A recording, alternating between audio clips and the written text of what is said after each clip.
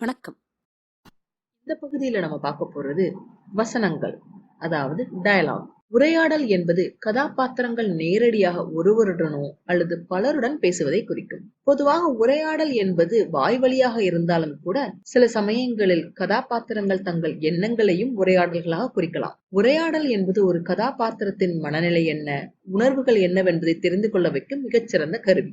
கதையில் என்ன நடக்கிறது என்பதை வாசகர்கள் புரிந்து கொள்ள வைக்க உதவுவதும் வசனங்கள் தான்.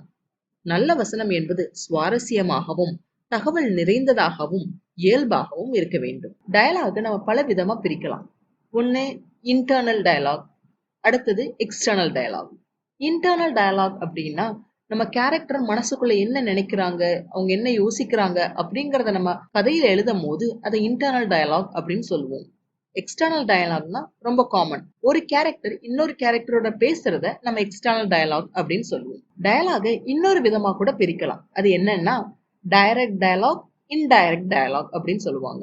டைரக்ட் டயலாக்ங்கிறது இந்த கொட்டேஷனுக்குள்ள எழுதி இருக்கிறத டைரக்ட் டயலாக்னு சொல்லுவாங்க. கொட்டேஷனுக்கு வெளியே என்ன எழுதி இருக்கோ அது இன்டைரக்ட் டயலாக் அப்படின்னு சொல்லுவாங்க. ஒரு example எடுத்துக்குவோமே.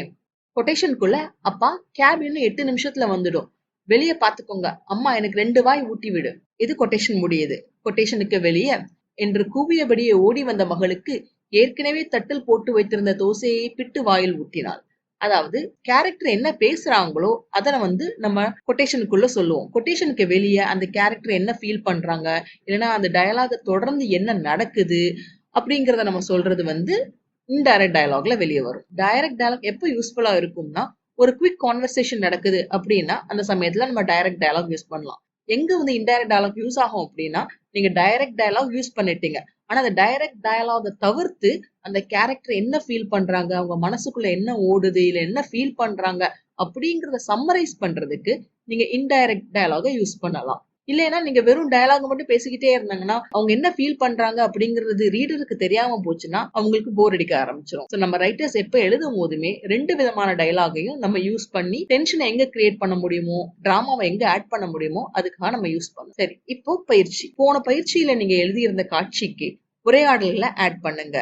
Direct dialogue as well as indirect டயலாக யூஸ் பண்ணி எழுதுங்க. காட்சியில இன்டர்னல் டயலாக் வந்தாலும் இன்டர்னல் டயலாகை ஆட் பண்ணி எழுதுங்க. அடுத்த பகுதியை அடுத்த வீடியோல பார்க்கலாம்.